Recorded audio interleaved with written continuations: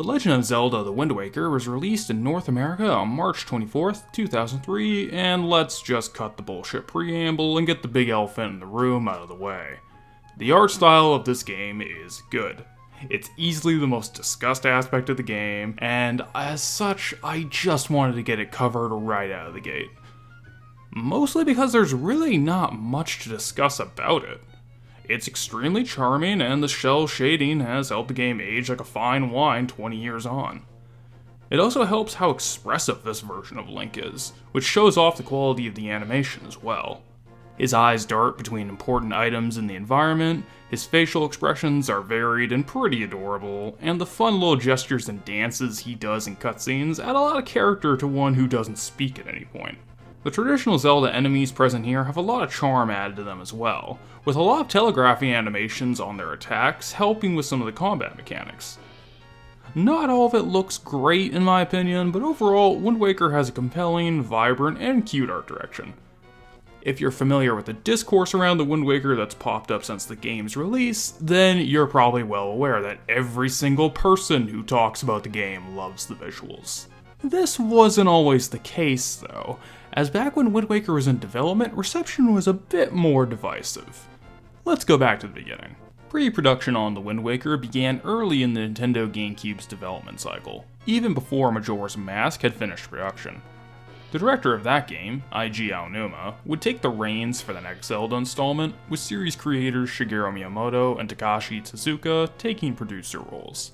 The early concept was to make another game in a similar style to the two Nintendo 64 Zelda entries, and this eventually turned into the now infamous Spaceworld 2000 tech demo. It shows off an adult Link fighting Ganondorf in the same art style as Ocarina of Time, but despite positive reactions, apparently Aonuma himself hated it, and was strongly against doing something in the same format and style of the past two games again. The staff hummed and hawed on this version for a little while, until designer Yoshiki Haruhana drew a doodle of Link in a more simple, cartoonish way. Another staffer drew a moblin in a similar style, and everyone soon got on board with the new direction. While the development staff was enthusiastic about the new art style, someone not too happy about it was apparently Miyamoto himself. Aonuma initially kept the change of direction a secret from him, but Miyamoto expressed his hesitation once he was eventually shown. The Wind Waker was first properly revealed at Spaceworld 2001 to a very polarized response. Some were fine with the change of direction, while others threw immediate shade at what was then called Zelda, and were very disappointed to not have gotten something closer to the tech demo from the year before. Regardless, development on the game moved forward to a late 2002 release date in Japan, and while this did cause a bit of a rush to production, which we will cover later on in the video, the game did release right on schedule. 20 years after it hit store shelves, just how does The Legend of Zelda The Wind Waker hold up? Let's get into the game itself. Even with the much discussed art style shift, make no mistake, Wind Waker is a capital Z Zelda game. It follows the same structure as the series-defining Link to the Past, down to the letter. The game starts off small, with the player getting tasked to complete 3 dungeons. Ocarina of Time onward having these dungeons have a mini-boss, which gives an item. From there, the game's world opens up proper, which leads to a lot more freedom, more dungeons, and a face-off with the main big bad. To be perfectly fair, while Majora's Mask, for instance, didn't follow this format to an exact T, most Zelda games use this structure as a starting guideline. Don't get me wrong, I am a lifelong Zelda fan, and this isn't a way to throw shade at the series.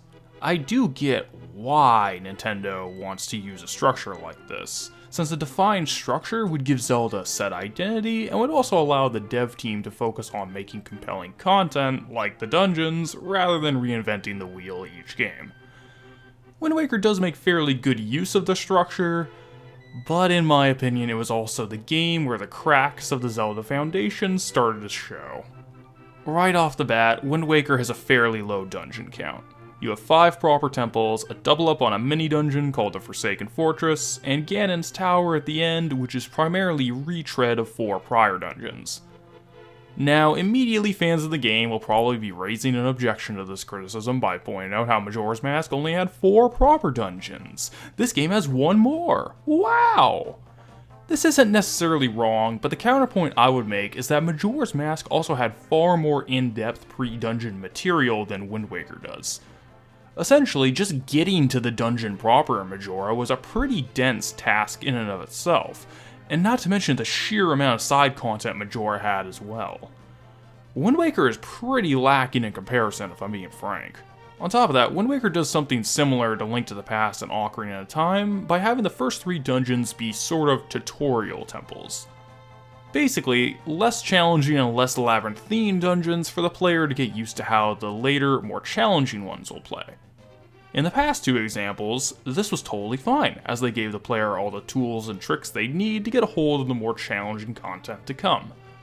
The issue is, after Tower of the Gods and the Wind Waker and the tutorial temple phase of the game is properly ended, only the Earth and Wind temples are left to let the game really stretch out its legs mechanically. Don't get me wrong, even if they're a bit simple, the early game dungeons in Wind Waker are still enjoyable. They're fun to play, demonstrate the game's systems well, and don't overstay their welcome, but it does lead to this vibe that there's just something missing here, because the game is unfinished. Getting more into Wind Waker's systems, while the game no doubt is repeating a lot of what the 2 N64 games did, the name of the game this time around is refinement. Combat, for instance, is much smoother than the past 2 3D games. Smoother movement controls, a more cooperative camera you can control with its own dedicated stick, and a new timing-based counter system really streamlined the combat to help it flow. The counter system really works well with the Z targeting, with the player waiting for enemies to telegraph an attack, see a prompt, and perform counterattack, usually disarming or weakening an enemy in some way in the process.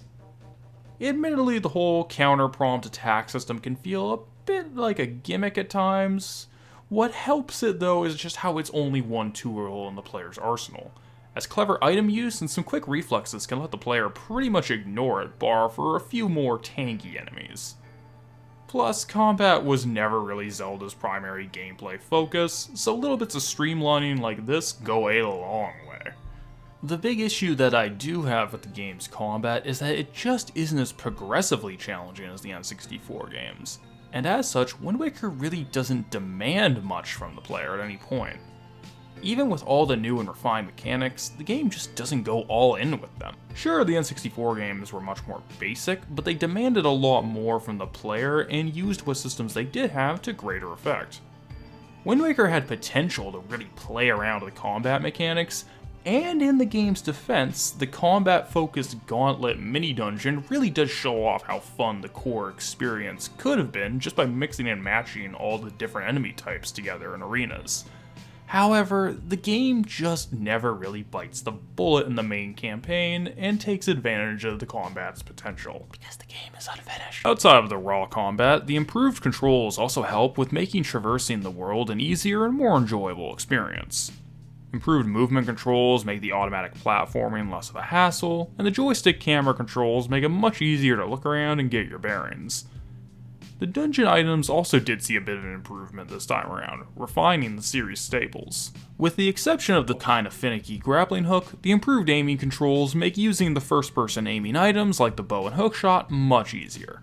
On top of that, the grappling hook, Deku Leaf, Boomerang, essentially all the early game items, still managed to have some use and practical functionality right up until the endgame. The grappling hook nabs collectible items off of enemies for a guaranteed drop each encounter, the Boomerang can reliably stun lock most enemies to get some free hits in, and the Deku Leaf can be used to ease a fall, swat away flying enemies, and cheese some jumps. Zelda games up to that point, particularly Ocarina of Time, had an issue of early game items essentially becoming useless in the later portions, but Wind Waker does a good job keeping them in your regular rotation. Here's the issue though.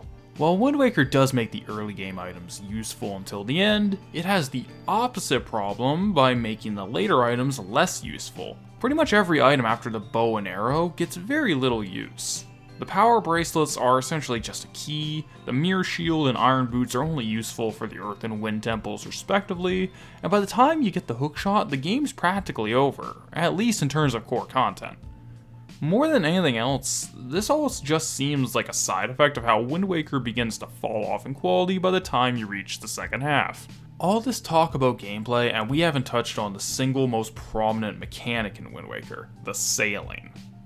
The game swapped out the traditional overworld from essentially all of the past games for the Great Sea, a vast open ocean you can only traverse with a boat, with islands breaking up each major segment of the map.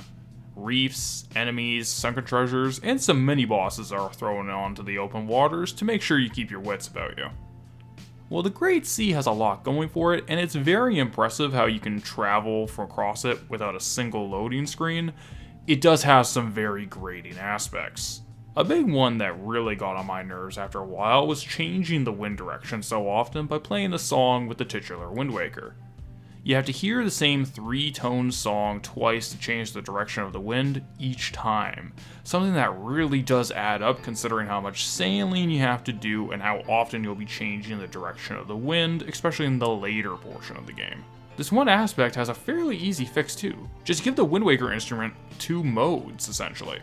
Song for the different tunes that you do have to play, and wind for instantly being able to change the wind's direction. Cut out the middleman, it's all I'm saying. The sunken treasure mechanic is pretty damn clunky as well.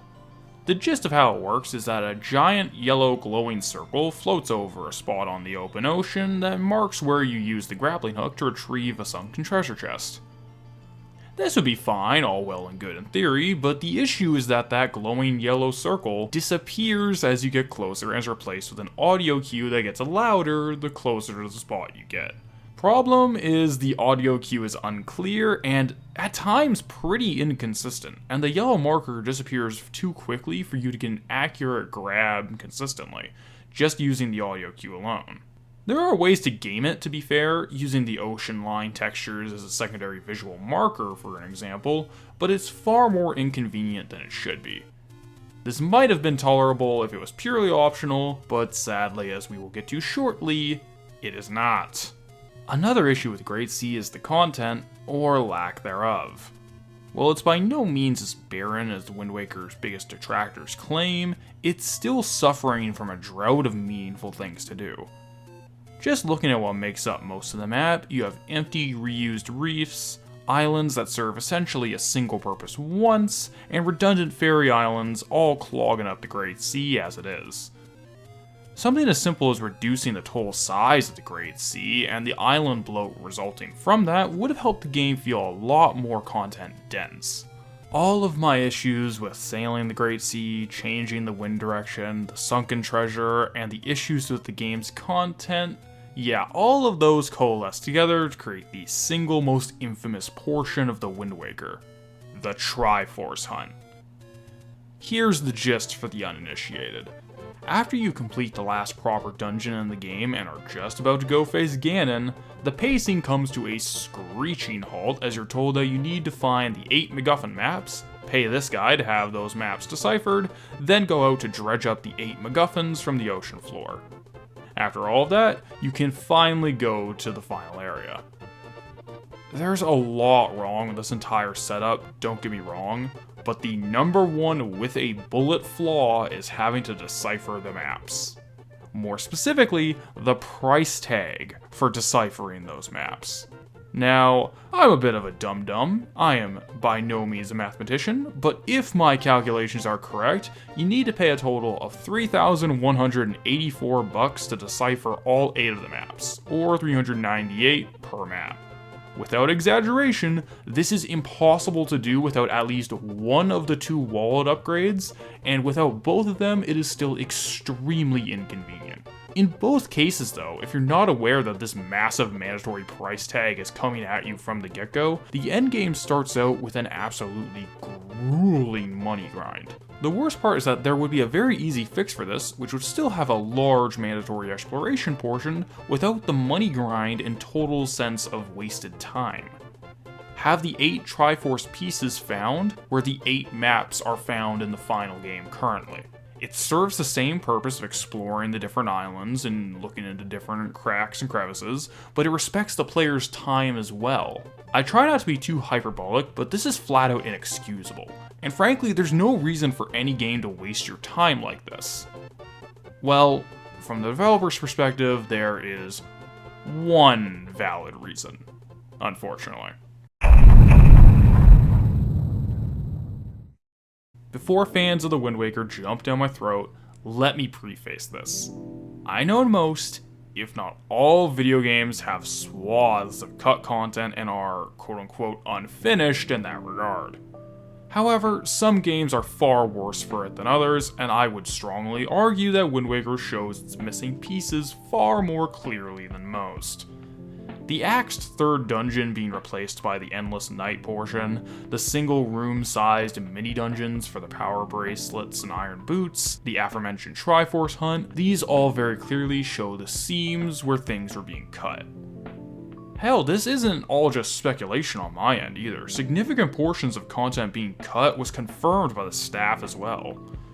The Triforce quest we see in the final game replaced two fully fledged post-Earth and Wind Temple dungeons which fell behind schedule and development and were axed as a result. Apparently these two dungeons were transformed into later dungeons featured in later Zelda games, but the point remains the same. Wind Waker very clearly suffered from the rushed development cycle, and that's just from what we know was confirmed too. Just based off the tease of the Hyrule Under the Sea, I wouldn't be too surprised if the Wind Waker was originally intended to be a far more ambitious game than we got. Comparing it to the Zelda games before it, even if we only take the two prior 3D games before it, the major dearth of content in Wind Waker shows that the game suffered from the rushed development cycle and content cuts more than the rest, at least to my knowledge. It's a damn shame too, because the Wind Waker is still a fun little game at the end of the day, with plenty of quality of life improvements that made the experience of actually playing it smooth and convenient, much more so than even the Nintendo 64 games I was praising in comparison to it. Don't mistake my criticism for a complete takedown of the game either. Wind Waker does have a lot going for it, as I did try to point out. And just so no one thinks that I hate it, here's a little bit of gushing for things that I really do like about the game and just haven't been able to fit into the script so far. At risk of contradicting myself from a large section complaining about the Great Sea and the infuriating Triforce hunt earlier, I genuinely really enjoyed the sailing of the Wind Waker. The world feels big and expansive due to it, really helping the feeling of adventure that the game absolutely nails. The day and night cycle is far more impressive here than in the N64 games, as it should be, but it also means more just because of the aesthetic direction. The ocean color changing due to the rising and falling sun, seeing the sun go behind the horizon as you sail into it, it really does help the atmosphere. The varying weather and ocean wave effects all help sell the image of the Great Sea as well, alongside the music. Wow, the Great Sea has the best overworld music in any of these games, past and future. It really sells the whole swashbuckling and adventure atmosphere of the game, and overall, the soundtrack itself isn't anything to sneeze at either. The MIDI quality of the music was really bumped up here, with the soundtrack being made up of new tracks and remixed favorites, all with a traditional Irish vibe tingling in a lot of the tracks, by design. The sailing, the music, and hell, even the adorable art direction I opened up the review talking about, all of this helps my favorite thing about the game as a whole, which, as you can probably already guess, is the atmosphere. The Wind Waker just bleeds a cheery, adventurous mood that is just so damn infectious. Few games ooze as much soul as this one, and as bad as a critic as this will make me, it's just so hard for me to properly get across how much this game charms me. It might have something to do with how cheerful and optimistic the game is as a whole, but this just bleeds into my thoughts on the game's story. Make no mistake, the Wind Waker is first and foremost a Zelda game, meaning that while the story is a major part of the experience, the gameplay is still very clearly on center stage. Even in a secondary role though, the story is still a nice accompanying piece to the bright and cheerful atmosphere. Most of the cast are chipper and upbeat even in the most dire of circumstances. There's essentially no villainous characters outside of Ganondorf. The souls of the dead aren't in turmoil and are instead happy to help the next generation, and the themes that the game explores are very optimistic even considering the bittersweet ending. In the end, the Wind Waker tells a humble little story well, but to get into it further, I'll have to put up a spoiler warning here. If you haven't played the game and want to, now's the time to dip out before we get into the specifics. So, the big story spoiler right off the bat. The Wind Waker isn't just a Zelda sequel, it's a direct narrative sequel to Ocarina of Time. This honestly isn't as vital to the moment-to-moment plot as you might expect, but even before the Zelda timeline bullshit became official, the connections were plain as day obvious. For anyone still watching Not in the Know, the gist of it is that after Ganondorf got rocked at the end of Ocarina of Time, the then adult Link was sent back in time to get to live out his own childhood as normal. The thing is, Ganondorf said he didn't hear no bell, and sometime after that came back to try to retake the Kingdom of Hyrule, this time without the legendary Hero of Time to stop him. Seeing that Ganondorf was basically unchallenged, the three goddesses all decided to flood the kingdom and relocate the survivors to the mountaintops to try to rebuild after the catastrophe. Generations later, no one around anymore really remembers the specific details, and the world has moved on in kind. But a returning Ganondorf isn't having any of it, and the events of the game's story go from there. The game does do something clever with the setup, though. Of the three legacy characters of Link, Zelda, and Ganondorf, the first two are brand new incarnations of them, with this Link taking it a step further and having truly zero connection to the Link from the N64 games. He's essentially just some guy, and this direction does work for a couple reasons. First, it lets Link and to a lesser extent Zelda/Tetra be more of an eyes in perspective for an audience who might not have played any other Zelda games beforehand, getting them up to speed. More importantly for this review's purposes, it also helps cement the Wind Waker's overall themes. If the predecessor Ocarina of Time was all about growing up, then I would argue Wind Waker's themes could be split into two parts. For Ganondorf and his character foil this time around, the King of Hyrule, the theme reflected is growing old, while for Link and Tetra, it's about the optimism for the future and a new beginning. We'll talk about the latter portion first. Since while I have less to say on it than the former, Link and Tetra's role in the story definitely informs the growing old side of the theme and the game's concluding message. Something interesting about the setting of the Wind Waker is how it's more of a post-apocalypse than a standard post-apocalypse. The distinction is, rather than being all about people living in the ruins of whatever destroyed the world and picking up the pieces in the post-apocalypse setting have already been picked up a long time ago.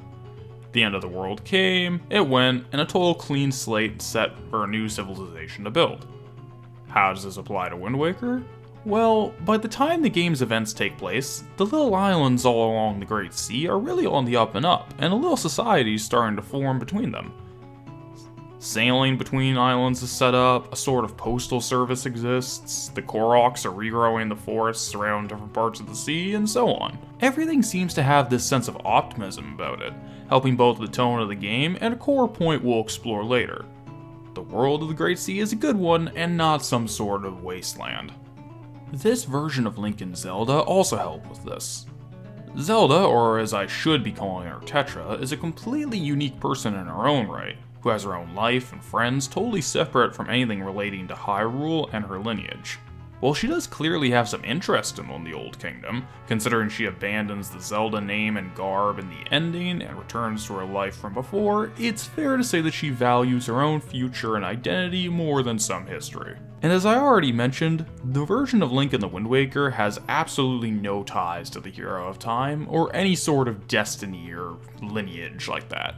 Nah, he's just some dopey kid who does what he does to save his sister.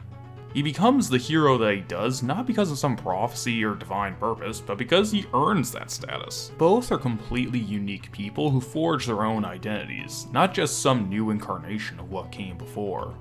With an up-and-coming world, heroes with their own futures and identities, the future of the Great Sea is depicted as being a really bright one. The real kicker to that is that the core conflict of the game just boils down to the future being held back by the past itself. After all, the direct catalyst for all of the conflict and problems through the game is a figure who resurfaced from a time long forgotten, which segues nicely into Ganondorf. Just for the record, this review is sort of a sequel to my short Ganondorf character analysis for Ocarina of Time, where I lay out my kind of unorthodox reading on the big guy.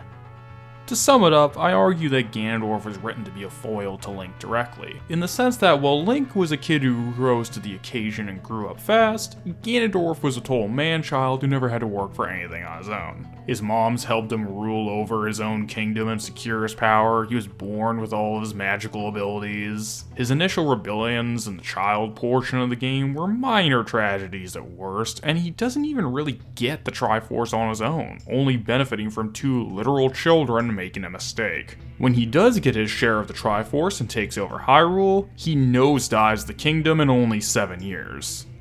As the entire world around him rots and stagnates, Ganondorf stagnates with it, holding up inside his tower doing absolutely nothing. To get a more complete sense of the argument, I'd recommend just watching the video if it sounds interesting, but the point is, this is the perspective I'll be looking at Ganondorf from in The Wind Waker, since it's the same version of the character in both games. The Wind Waker really was the game that formed the community consensus on the Ganondorf character. Here, he's more soft-spoken, he tries to explain himself, and seems to have some real pathos about his past actions. The most popular exchange being from the climax, where a seemingly regretful Ganondorf explains how he wanted Hyrule due to a contrast of living conditions primarily. He and his people were living in a harsh desert, seeing from a distance how Hyrule was far more temperate and serene, and wanted the calm prosperity of that kingdom. I coveted that wind, I suppose, he muses. On the surface, it does seem like a reasonable motive, and even gives him a bit of a sympathetic bent, this kind of for the good of the people rationale. However, I feel like a lot of people just take him at his word, and I honestly have never bought the sympathetic reading of the Ganondorf character, putting him under more scrutiny. For as much as Ganondorf laments how the harsh winds of the desert hurt his people, it sure is convenient how he doesn't bring up that he left them holed up in the very same desert once he took over Hyrule for nearly a decade. As the saying goes, talk is cheap, actions define character. And Ganondorf's actions in Ocarina of Time don't quite seem to reflect the image of the tragic populist he's trying to present himself as. Speaking of actions, let's not ignore how Ganondorf's were the reason his beloved Hyrule was flooded over to begin with. One of the claims he makes towards the end of the game is that the three goddesses were trying to wipe out the population of Hyrule by flooding it, or at the very least, did not care if they did. Well, that's easily debunked when you consider they specifically and canonically resettled survivors on Hyrule's mountaintops beforehand. Even ignoring that, you have to ask why they flooded the kingdom. Probably because Hyrule under Ganondorf's rule was basically on the brink of complete collapse back in Ocarina of Time. The Gorons are all going to be sacrificed, the volcano Death Mountain was endlessly erupting, the Zora were all frozen under ice, the kingdom's water supply was nearly gone, and Hyrule Castletown was in complete ruins, only populated by zombies. Considering that the only thing able to stop him, the holder of the Triforce wielding the Master Sword, was long gone once Ganondorf invaded again, the flood was probably the lesser of two evils there. After all, the world of the Great Sea, at least, has a future. Looking even further into Ganondorf's action, what struck out to me most was, despite his more level-headed demeanor, what he actually does through the Wind Waker is essentially just repeating what he did back in Ocarina of Time.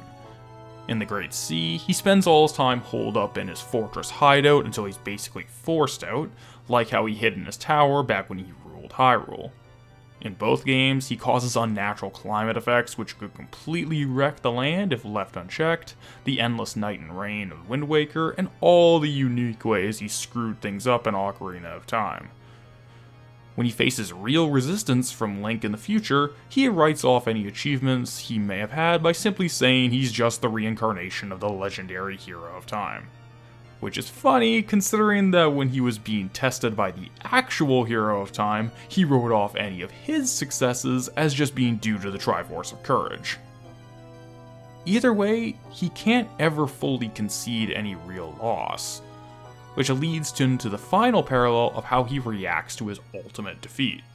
When bested, he decides to go full Scorched Earth and take out Link and Zelda with him, which is telling when you consider how different he tries to present himself in Wind Waker. My core point on his character is this.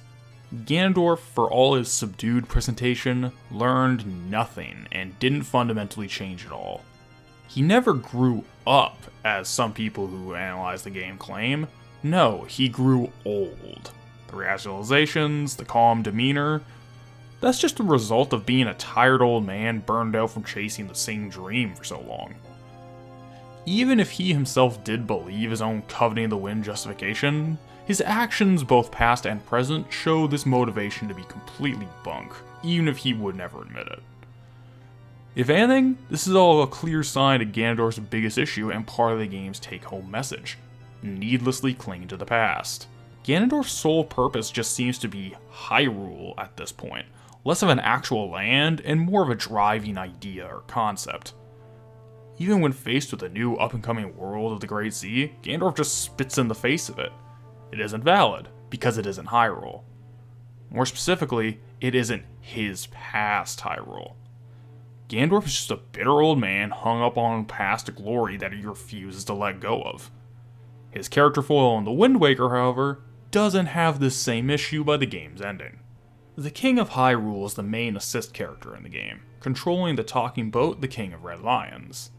Despite such a prominent role, his character is admittedly a very simple one. He doesn't talk all that much outside of a handful of key scenes, but his smaller role still provides a vital purpose. Like how the mute Link was sort of a direct foil to Ganondorf and Ocarina of Time to that game's whole coming-of-age themes, the very simple King of Hyrule contrasts Ganondorf with a message about not clinging needlessly to the past. While he doesn't fixate on it nearly as hard as Ganondorf, probably because he just doesn't talk very much, even the king himself admits that he was like Ganondorf to some degree, and holding on to the concept of Hyrule as well. He just saw both this new Link and the Great Sea as replacements for the hero of time in Hyrule, and refers to Tetra as Zelda being her true name. The difference between them, though, is that despite being old men by the time Wind Waker takes place, and how the King of Hyrule no doubt has a much closer tie to the kingdom than its conqueror did, the king went out to see the new world of the Great Sea himself. He travels with Link across the new world from beginning to end, seeing the new communities and systems they set up, while communicating with the spirits of the old world who successfully adapted themselves. The King of Hyrule sees the value of the new world firsthand, expanding his perspective on things, while Ganondorf once again just locked himself away from it. In the end, Ganondorf wrote off the new for not being the old, while the king at the very least gave it a chance. Both men are personally tied to the idea of Hyrule, but only one let it consume him completely, and that leads nicely into the finale. After failing to get the Triforce and seeing Hyrule be washed away forever, Ganondorf gets stabbed through the head in an extremely metal boss fight cap-off, and ends up as the Master Sword's final resting place. The King of Hyrule gets a few parting words with Link and Tetra, expressing the similarity between him and Ganondorf. However, he won't let that get in the way of the next generation and robbing them of their future. The Wind Waker is a story about optimism for the future and hope coming from dark places, that's for certain. But the part that seems to resonate with most of the audience, based on how popular this version of the series' antagonist is with fans, is that of two old men who are initially both unable to deal with their times having passed them by. However, through an open mind and experience, one gains a new perspective on the world, while the other stagnates and wastes his time in an identical way to how he did in his youth. By telling them to forget his own past and embrace their own future, the King of Hyrule ensures that he has a true legacy as he lets go of what came before, while Ganondorf, the great and terrible Demon King, is buried beneath the sea, forgotten. Not too bad for a literal fucking baby game.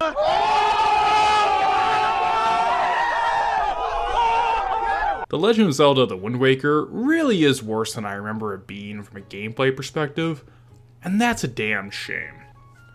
This is one of my favorite games when I was younger, but a lot of the cracks began to show once I gave it a more critical examination. Even with these issues, however, The Wind Waker still bleeds charm and always leaves me smiling after I finish.